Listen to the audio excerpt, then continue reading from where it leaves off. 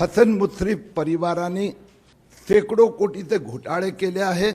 Bogus कंपन्या, shell कंपन्या, या कंपन्यांद्वारा मोठ्या प्रमाणात मनी लॉन्ड्रिंग करणं, बेनामी संपत्ती विकत घेणं, याचे हे माझ्याकडे 2700 पेजेस जे पुरावे आहे हे मी इन्कम टॅक्स डिपार्टमेंटला सुपूर्द केलं आहे। हसन मुश्रीफ यांच्या घरावर ईडीनं आज छापा सत्र सुरू केलंय।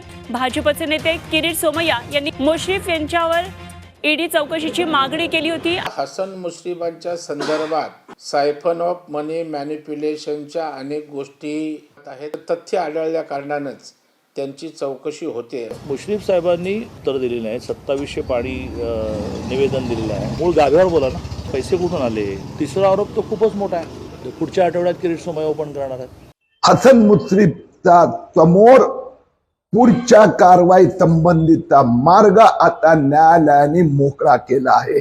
2000 कोटीचा घोटाळा, 2000 कोटीचा घोटाळा, मुश्रीफ साहेब आता बॅग भरून तयार रहा। मैं हसन सेकंड हबीब मियालाल मुश्रीफ अल्लाह साख शपथ घेतो की क्या नेता क्या अभिनेता दे जनता को तो धोखा।